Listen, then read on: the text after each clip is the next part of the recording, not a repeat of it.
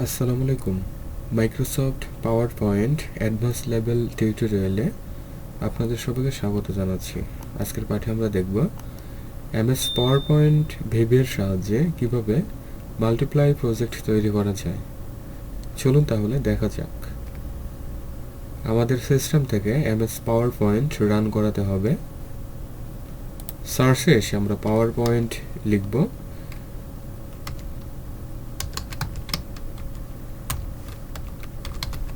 তাহলে PowerPoint app আমরা দেখতেই পাচ্ছি। ওপেন করি। আমরা ব্ল্যাঙ্ক প্রেজেন্টেশন সিলেক্ট করব। যেহেতু আমরা ভিবি এর মাধ্যমে মাল্টিপ্লাই প্রজেক্ট তৈরি করতে যাচ্ছি, সো এই স্লাইডগুলোতে আমাদের তেমন কোনো কাজ নেই। এখানে যেটি আমাদের লাগবে ডেভেলপার ট্যাব। এমএস পাওয়ারপয়েন্টে কিভাবে ডেভেলপার ট্যাব পেতে হয় এ ব্যাপারে ভিডিও চ্যানেলে দেওয়া আছে, সময় করে দেখে নেবেন। তাহলে আমি এখানে ক্লিক করি। আসতে হবে ভিজুয়াল বেসিক। এখন আমরা আসি ইনসার্টে। একটি ইউজার ফর্ম নিতে হবে। ইউজার ফর্মটিকে প্রয়োজন মতো বড় করে নিতে পারেন। এখন এই ইউজার ফর্মে বেশ কিছু কন্ট্রোল নিতে হবে। তার আগে ইউজার ফর্মটির আমরা একটু প্রপার্টিজগত পরিবর্তন করব। সেটি হচ্ছে ইউজার ফর্মের একটি কাস্টম নেম আমরা টাইপ করব। তো আমরা যখন ইউজার ফর্ম এখানে সিলেক্ট করতেছি, দেখা যাচ্ছে এখানে কোনো প্রপার্টিজ ডিসপ্লে হচ্ছে না। সেটির জন্য আসতে হবে ভিউ থেকে এই যে প্রপার্টিজ উইন্ডো। তাহলে আমরা প্রপার্টিগুলো এই পাশে দেখতে পাচ্ছি। ওকে, তো এই ইউজার ফর্মের প্রপার্টিজ যদি আমরা লক্ষ্য করি, তাহলে এখানে ক্যাপশনে দেখা যাচ্ছে ইউজার ফর্ম 1, যেটা আমরা এখানেও দেখতে পাচ্ছি। তাহলে এই ইউজার ফর্ম 1টিকে আমরা চেঞ্জ করে দেয়া যেতে পারে মাল্টিপ্লাই প্রজেক্ট।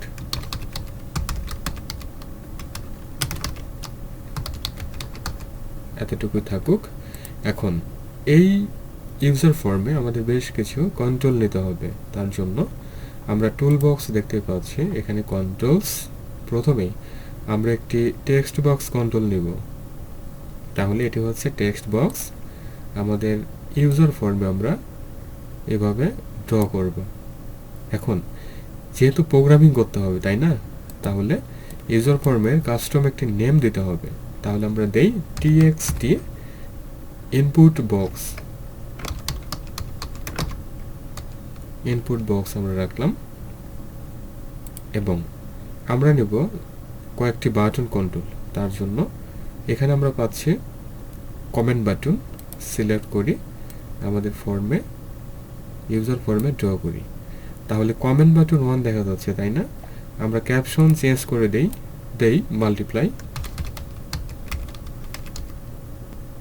এবং এটির যেহেতু এখানেও এই বাটনে প্রোগ্রামিং করতে হবে, সো আমরা নেম চেঞ্জ করে দেই সিএমডি মাল্টিপ্লাই।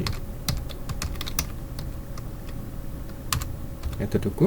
এবং আর নতুন করে বাটন ক্রিয়েট করা দরকার নেই। আমরা এই মাল্টিপ্লাই নামের যে বাটন তৈরি করলাম, এটিকে আমরা কপি করি, কন্ট্রোল সি প্রেস করি, আমাদের এই ফর্মে আমরা পেস্ট করতে থাকি 2 বার। তাহলে আরও দুটো আমরা কমেন্ট বাটন পেয়ে গেলাম। ঠিক আছে, তাহলে মাঝখানে এটি রাখতে হবে রিসেট, অর্থাৎ এই টেক্সট বক্সকে রিসেট করার জন্য এখানে রিসেট নামের একটি বাটন আমাদের নিতে হচ্ছে। ঠিক আছে, তাহলে ক্যাপশনের এখান থেকে আমরা দেই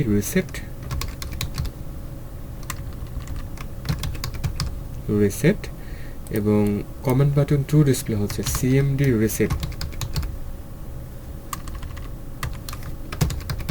রিসেট। লাস্ট ওয়ান হচ্ছে এক্সিট। এই প্রোগ্রামটিকে বা ফর্মটিকে ক্লোজ করার জন্য এক্সিট লাগবে, অথবা ক্লোজ বাটন আপনি রাখতে পারেন, সমস্যা নেই। আমি এক্সিট রাখবো।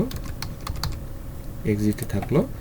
এখন এখানে নিতে হবে লিস্ট বক্স কন্ট্রোল, অর্থাৎ এখানে যে ভ্যালু আমরা ইম্পোর্ট করব সেটি মাল্টিপ্লাই হয়ে এই রেজাল্ট আকারে এখানে একটি লিস্ট বক্সে ডিসপ্লে হবে। তাহলে লিস্ট বক্স কন্ট্রোল নিতে হবে। তাহলে টুল বক্স কন্ট্রোলস, এটি হচ্ছে list box.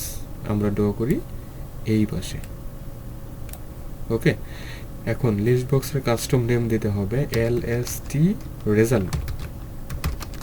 ls to result, আর তেমন কিছু দরকার নেই। এখন আমরা একটু স্টাইল করি, যেমন আমরা এখানে ক্যাপশন দিতে পারি, ঠিক আছে? তার জন্য লেভেল কন্ট্রোল নেই, মাঝখানে আমরা ড্র করি।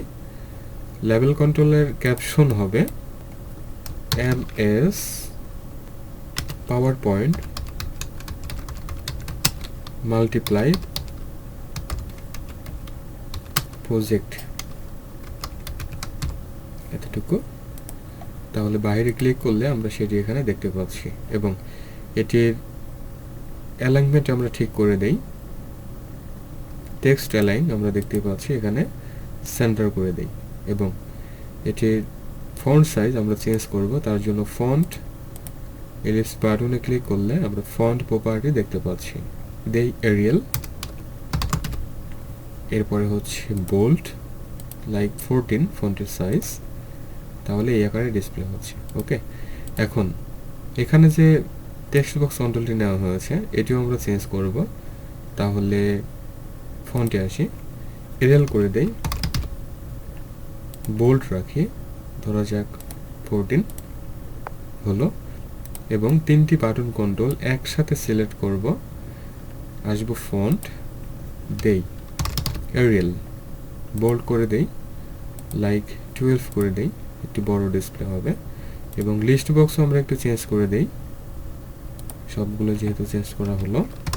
এরিয়াল, বোল্ড 14, একটু বড় আকারে ডিসপ্লে হবে। এখন আমরা একটু রান করে দেখব আমাদের প্রজেক্টের লুকটা কেমন হচ্ছে। তার জন্য ইউজার ফর্মটিকে সিলেক্ট করতে হবে, এখানে রান দেখতে পাচ্ছি, তাই না? তাহলে আমাদের প্রজেক্টটি রান হয়েছে। ওকে, আচ্ছা, এখন আমরা মেন কাজগুলো দেখি। প্রথমে আমরা মাল্টিপ্লাই এই বাটনে কোড করব। তার জন্য বাটন সিলেক্ট করে যদি মাউস রাইট ক্লিক করি তাহলে ভিউ কোড, অথবা এই বাটনের উপরে যদি ডাবল ক্লিক করা হয় তাহলেও কোড উইন্ডোতে আমরা আসতে পারবো, ঠিক আছে? আচ্ছা, তাহলে কোড দিতে হবে। তার আগে দেই আমরা অপশন এক্সপ্রেসিভ,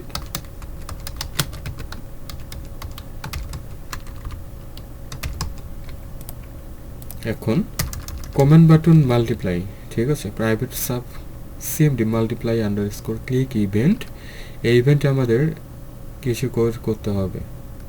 তার আগে আমরা ডাইমেনশন নিব, অর্থাৎ ভ্যারিয়েবল ডিক্লেয়ার করতে হবে। টিম ধরা যাক কিউ, এরপরে হচ্ছে টি এস আমরা নেই ইন্টিজার, যেহেতু ইন্টিজার টাইপের ডেটা নিয়ে কিন্তু কাজ করা হবে আমাদের এই ইউজার ফর্মে। ওকে, তাহলে আমরা সেটি কল করলাম। এখন ভ্যালু অ্যাসাইন করি, প্রথমে দেই আমরা কিউ ইকুয়াল, আমরা নেই টিএক্সটি ইনপুট নাম্বার, অর্থাৎ যে টেক্সট বক্স কন্ট্রোলটি আমাদের ইউজার ফর্মে নেওয়া হয়েছে। তাহলে টিএক্সটি ইনপুট নাম্বার, আমরা একটু ক্লিয়ার হই, এই টেক্সট বক্স। ওকে, তাহলে এটির টেক্সট নেম ছিল ইনপুট বক্স, আমরা ভুল টাইপ করছি, তাহলে আমরা কপি করে নেই, কোডে এসে আমরা পেস্ট করে দেই, ঠিক আছে? ভুল টাইপ করলে হবে না, যখন কন্ট্রোলগুলো নেম চেঞ্জ করা হবে প্রোগ্রামিং করার সময় ঠিক ওইভাবেই টাইপ করতে হবে, ঠিক আছে ব্যাপারটা? নেক্সট আমরা নেই ফর, এরপরে হচ্ছে আমরা দেই টি ইকুয়াল 1 to 10, ধরা যাক আমি 10 পর্যন্ত চাচ্ছি মাল্টিপ্লাই করার জন্য, আর আপনি যদি চান আরও বেশি রাখবেন তাহলে রাখতে পারেন, এখানে আপনি বাড়িয়ে দিলেই হবে, ঠিক আছে? এবং এর ভিতরে মেইন কাজটি করতে হবে, সেটি হচ্ছে লিস্ট বক্স, লিস্ট রেজাল্ট ছিল আমাদের লিস্ট বক্সের নেম। ওকে, ডট অ্যাড আইটেম অ্যাড করতে হবে, ওপেনিং ক্লোজিং প্যারান্থেসিস, এর ভিতরে দেখাবো আমরা কিউ, এরপরে হচ্ছে আমরা এম্পারসেন্ট কল করব, অর্থাৎ এখানে কনক্যাটিনেট হবে, ঠিক আছে?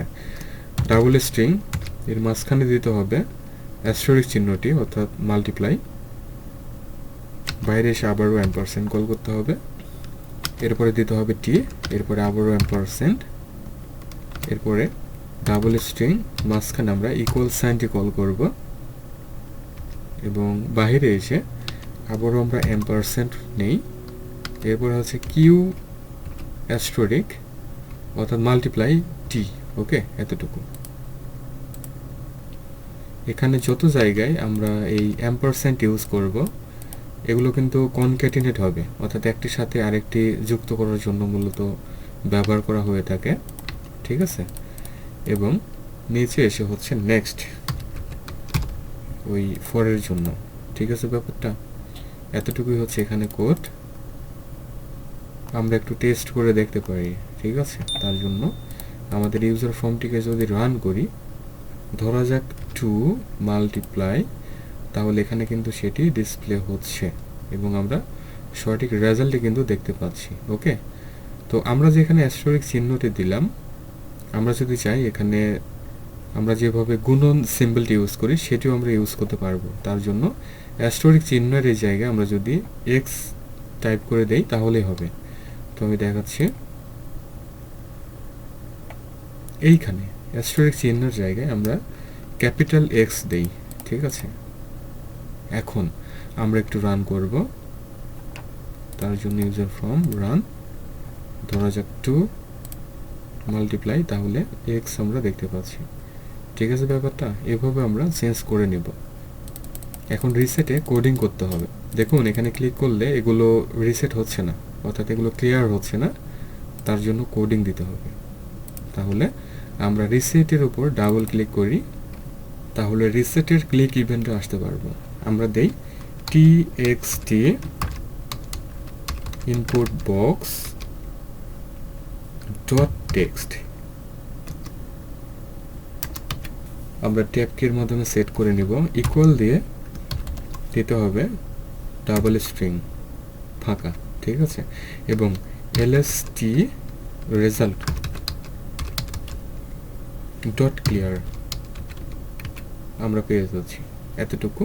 এবং আরেকটি কাজ এখানে করা যেতে পারে, যখন রিসেট করা হবে, রিসেট করার সাথে সাথে যেন মাউসের ফোকাস অটোমেটিকলি এসে এই টেক্সট বক্সে থাকে, অর্থাৎ ইনপুট বক্সে যেন থাকে। তো সেটি দেখানোর জন্য ছোট্ট এক লাইন কোড দিতে হবে, txt input box dot set focus আমরা পেয়ে যাচ্ছি, এতটুকু।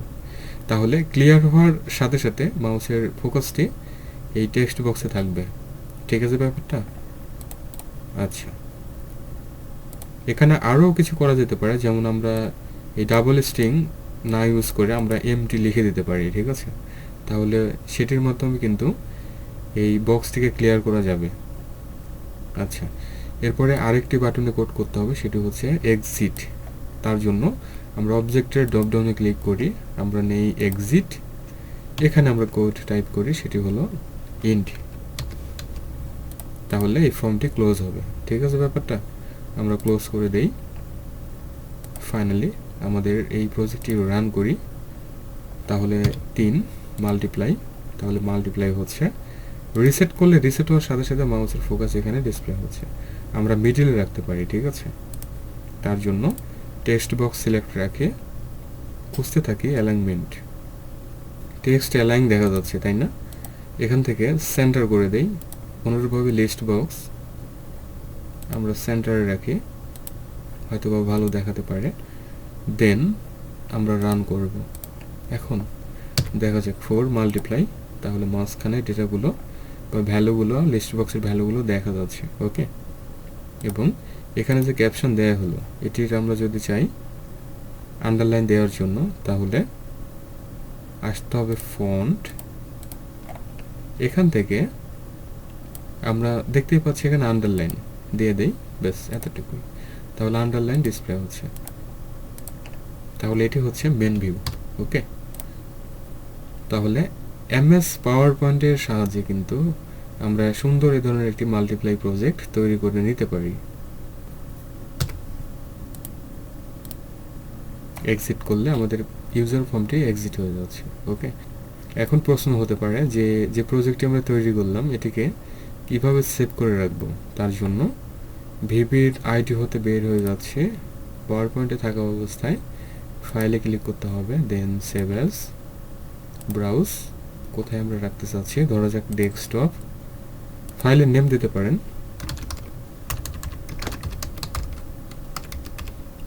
মাল্টিপ্লাই। এরপরে হচ্ছে সেভ এস টাইপের এখানে কাজ করতে হবে, এই যে power point macro enabled presentation, then save, close. তাহলে মাল্টিপ্লাই নামের একটি প্রজেক্ট আমরা পাচ্ছি। যদি মাউস উপরে নেওয়া হয় তাহলে মাউসের হভার হিসেবে দেখাচ্ছে Microsoft power point macro enabled presentation. Double click করি, আমাদের প্রজেক্টের রান হলো এনেবল কন্টেন্ট এবং ডেভেলপার ভিজুয়াল বেসিক, তাহলে আমাদের প্রজেক্টে দেখতে পাচ্ছি। ওকে, তাহলে ভিউয়ার এতটুকু ছিল আজকের এই ভিডিও। আজকের এই ভিডিওতে আমি দেখালাম এমএস পাওয়ার পয়েন্ট ভিবিএর সাহায্যে কিভাবে মাল্টিপ্লাই প্রজেক্ট তৈরি করা যায়। আশা করি এটি আমাদের সবারই কাজে লাগবে। আর ভিডিওটি ভালো লাগলে লাইক, কমেন্ট, শেয়ার করে দেবেন। চ্যানেলটিকে যারা সাবস্ক্রাইব করতে পারেন নাই অবশ্যই সাবস্ক্রাইব করে সাথে থাকবেন। নতুন ভিডিওগুলো দেখার জন্য বেল বাটনটি প্রেস করে রাখতে হবে। এমএস পাওয়ার পয়েন্টের উপরে বেসিক, অ্যাডভান্সড, বিভিন্ন টিপস অ্যান্ড ট্রিক্স সব ধরনের ভিডিও দেওয়া আছে, সময় করে দেখে নেবেন। আর অন্যান্য ভিডিওগুলো মিস করবেন না, অবশ্যই ঘুরে আসবেন চ্যানেল থেকে। সবাই ভালো থাকুন, সুস্থ থাকুন। Thanks for watching.